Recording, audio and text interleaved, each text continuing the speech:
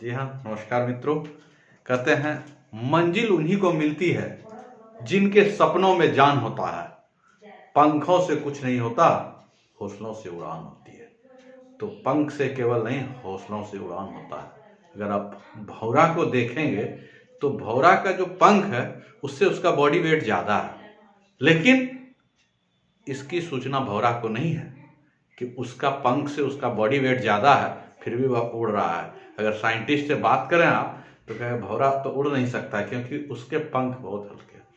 तो खैर दोस्तों, मेरा यहाँ पर कहने का मतलब है कि आप अपने हौसला को मजबूत बनाए रखें।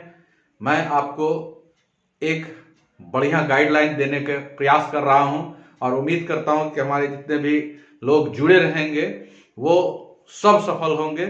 मैं पूर्व में भी मुझे इस चीज़ का अनुभव है, तो आप लोग जुड़े रहें। इसका नोट्स बनाए जो मैं क्वेश्चन दे रहा हूँ, फिर मैं इसका रिवीजन कराऊंगा, फिर मैं इसका टेस्ट कराऊंगा। मैं आप लोग के साथ जुड़े रहेंगे।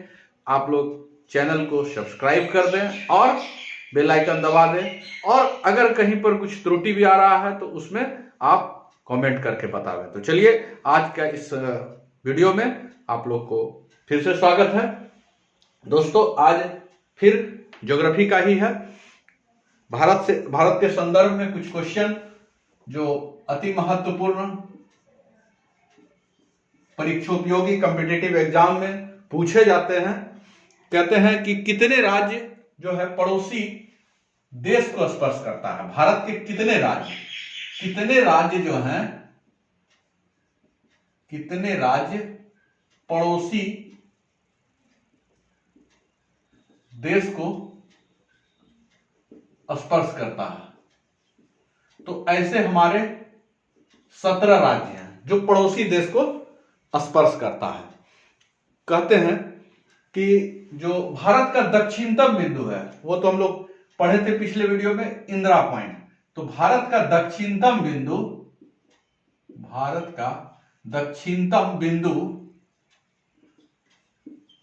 इंदिरा पॉइंट भूमध्य रेखा से कितनी दूरी पर है? कितनी दूरी पर है?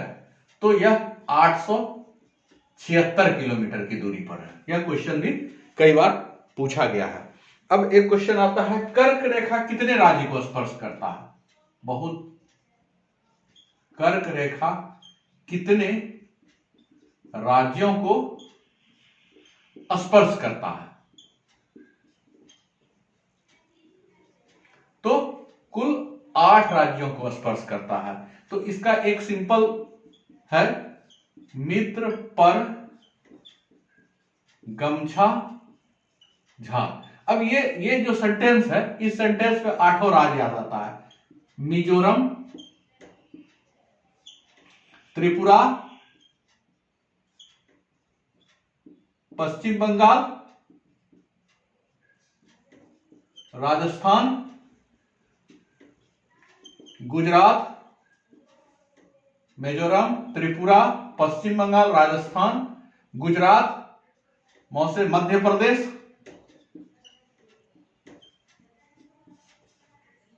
झारखंड। 1 2 3 4 5 6 7, एक और छूट रहा है, मिजोरम, त्रिपुरा, पश्चिम बंगाल, राजस्थान, गुजरात। हाँ, 6 से छत्तीसगढ़। देखिए, 6 से छत्तीसगढ़।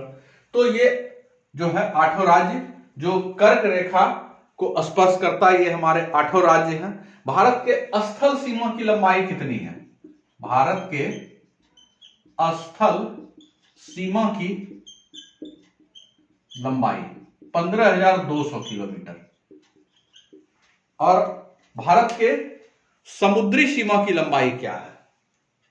भारत के कुल समुद्री सीमा, थोड़ा सा क्वेश्चन में देखिएगा, समुद्री सीमा की लंबाई, कुल समुद्री सीमा की लंबाई 7,516.5 किलोमीटर है। लेकिन अगर यही कहा जाए मुख्य भाग, भारत के मुख्य भाग के समुद्री सीमा की लंबाई, तो यह आ जाता है 6100 किलोमीटर। 6100 किलोमीटर। अब दोनों में अंतर क्या है, थोड़ा सा इसको हम लोग समझते हैं। जैसे भारत का ये ऐसे करके जो नक्शा आता है, तो ये मुख्य भूमि आ गया। अब यहाँ पर अंडमान है, इधर लक्षद्वीप है, तो ये सब अन्य टोटल मिलाकर 7516 है, लेकिन मुख्य भूमि के समुद्री सीमा की लंबाई मात्र 6100 किलोमीटर है। एक क्वेश्चन आता है, धनुषकोडी बंदरगाह कहां है? यह तमिलनाडु में है। धनुषकोडी बंदरगाह तमिलनाडु में है। कुछ और अति महत्वपूर्ण प्रश्न जो कई एग्जामों में पूछा हुआ, जिसको मैंने देखा है, भारत के स्थल सीमा की लंबाई अभी हम लोग देखें, दक्षिणतम बिंदु इंदिरा पॉइंट, वहां से जो भूमध्य रेखा की दूरी है वो 876 किलोमीटर है। अगर बात किया जाए कि भारत के समुद्री सीमा को कितने राज्य स्पर्श करते हैं, तो भारत के समुद्री सीमा को केवल 9 राज्य स्पर्श करते हैं। अगर एक क्वेश्चन आता है कि आदम का सेतु कहां है, आदम का सेतु कहां है, तो यह भारत और श्रीलंका के बीच में है। आदम का सेतु भारत और श्रीलंका के मध्य है। अच्छा देखिए, अब आप यहां पर जो देखेंगे, तो यहां मान लिया जाए कन्याकुमारी है, तो कन्याकुमारी से जो कृष्णा का तट है उसको हम लोग क्या कहते हैं, कोरोमंडल तट कहते हैं। इस तट को क्या कहते हैं, कोरोमंडल तट। कोरोमंडल एक्सप्रेस भी चलता है, आपको मालूम है, चेन्नई से हावड़ा चलती है। कोरोमंडल तट, यह कन्याकुमारी से कृष्णा नदी का डेल्टा तक, और एक खाता है उसके अपोजिट में मालाबार तट। यह मंगलोर से कन्याकुमारी है, कन्याकुमारी, मंगलोर से कन्याकुमारी। ये क्षेत्र जो होता है, ये मालाबार, केरल के ठीक बगल में जो है ये मालाबार तट कहलाता है। और तमिलनाडु के जो ये पूर्व क्षेत्र हो गया, ये पश्चिमी क्षेत्र हो गया, ये पूर्वी क्षेत्र का हो गया और ये पश्चिमी क्षेत्र का हो गया।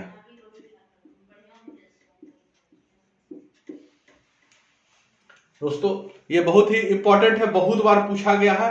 एक आता है कोंकण तट, ये गुजरात से गोवा, कोंकण तट, यह गुजरात से गोवा का जो तट होता है, ये इधर यदि गुजरात है ऐसे करके, तो ये गुजरात से जो गोवा तक आता है तो उसको कोंकण तट कहते हैं। गुजरात, गो से गुजरात, गो से गोवा, और ये कोंकण तट। एक केंद्रा तट है, ये गोवा से मंगलोर, अब गोवा से कोंकण तट, कोंकण तट हो गया, मालाबार तट हो गया, कोरोमंडल तट हो गया, केंद्रा तट।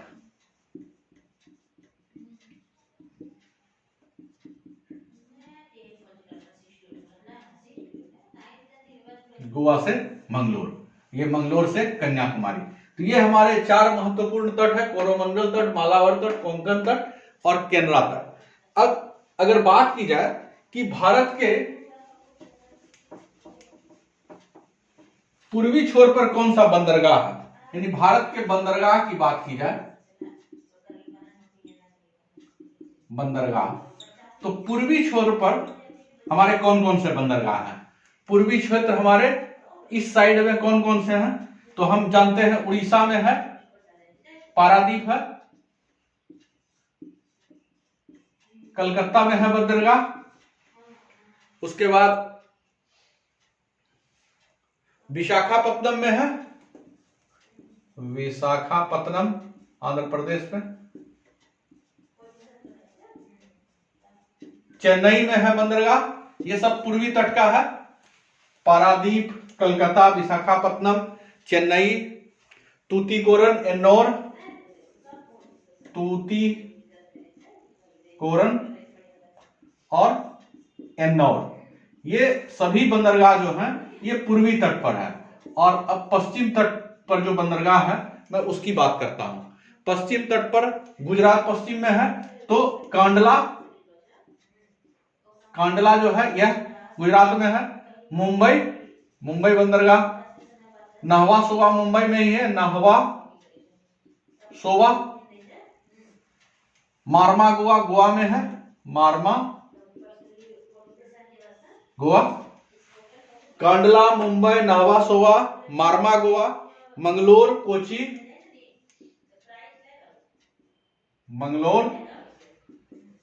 कोची। तो ये सारे बंदरगाह जो हैं ये पश्चिमी छोर पर है। तो ये भी पूछता है, अब दे देगा इसमें से कौन पूर्वी क्षेत्र का बंदरगाह नहीं है। अब 3 वो दे देगा पूर्वी का, 1 दे देगा पश्चिमी का, या कौन पश्चिमी क्षेत्र में नहीं है। तो ये हमें जानकारी रखना बहुत इंपॉर्टेंट है। ये बंदरगाह काफी फेमस है, पारादीप उड़ीसा में, कलकत्ता वेस्ट बंगाल, विशाखापट्टनम आंध्र प्रदेश, ये तीनों तमिलनाडु में है, कांडला गुजरात में है, मुंबई नाहवा सोवा दोनों महाराष्ट्र में, मार्मा गोवा में है, मंगलोर कर्नाटक में है और कोची केरल में है। ये बंदरगाह से संबंधित क्वेश्चन आता है। तो दोस्तों मैं इन्हीं कुछ क्वेश्चन के साथ आज थोड़ा शॉर्ट वीडियो मैं बना रहा हूं, लेकिन मैं बहुत ही जल्दी अन्य सब्जेक्ट के भी वीडियो लेके आ रहा हूं।